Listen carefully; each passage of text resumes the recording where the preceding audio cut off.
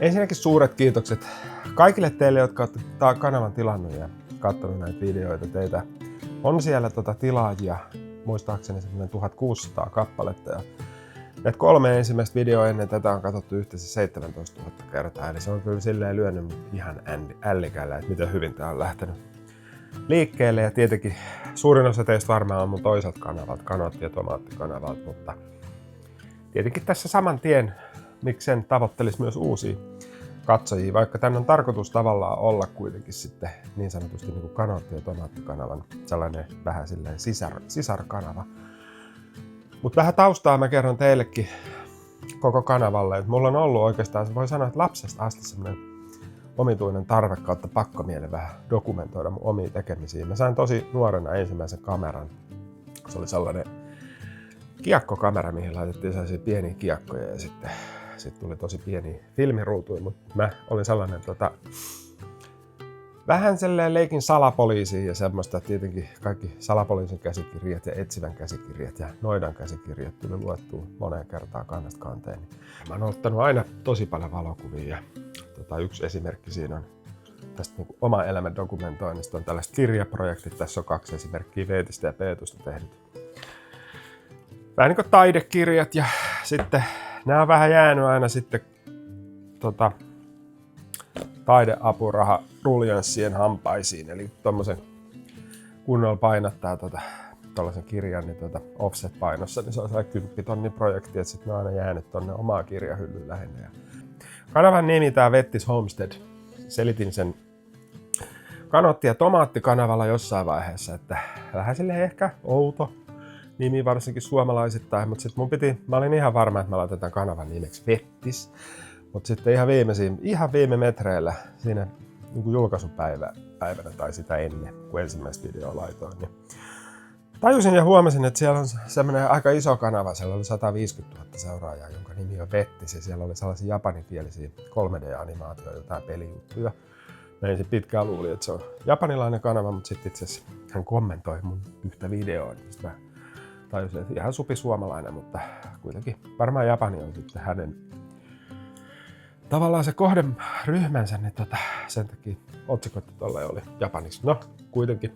Sitten mä rupesin miettimään, että mä en suoraan sanottuna niin tiennyt, mitä tapahtuu, että jos on 2 Vettis-nimistä kanavaa, niin ei se nyt kauhean hyvä tilanne ole. Ja mun piti siinä nopeasti keksiä jotain, ja Urban Homestead tuli silleen mieleen, että se on silleen hakusanana toimiva, että jos tällaista niin kotipuuhastelu-juttua YouTubessa hakee, niin sitten vähän samalla tavalla kuin Kanootti ja Tomaatti on.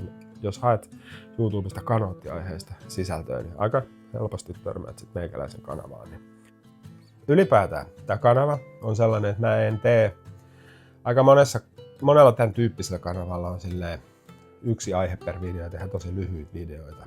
Ja sitten se olisi ehkä järkevää silleen noiden hakutoimintojen kannalta niin kuin YouTubessa, mutta mä oon valinnut sen tien, että mä teen vähän pidempiä videoita. Nämä nyt ei kauhean pitkiä ole niin kuin mun mittapuulla, että nämä on 18 minuuttia ollut 20 minuuttia.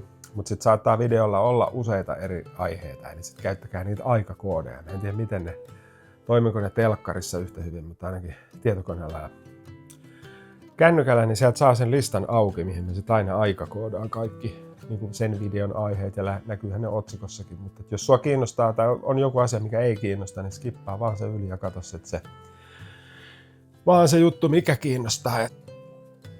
Mutta joo, semmoinen alustus vaan. Siellä on varmaan myös uusia katsojia, niin ihan sen takia kerroin nämä lähtökohdat tälle hommalle. Ja tietenkin tämä sitten tulee nyt vilkastua. Nythän on tämmöinen rospuuttoaika, vaikka pitäisi olla ihan sydäntalvi, niin kuitenkin tällaista nollakeliä. Pihalla on tosi märkää, siellä on vaikea ikävä tehdä hommia, niin tähän alkaa tietenkin vilkastua, kun kevät tulee päästä noita viljelyhommia tekemään ja tolleen, niin, ja pihahommia ylipäätään. Et nyt on vähän sellaista alkua tää homma, mutta kiva kuitenkin, kun olette tullut tänne. Kiitos teille kaikille, jotka olette videoita katsonut ja tolleen.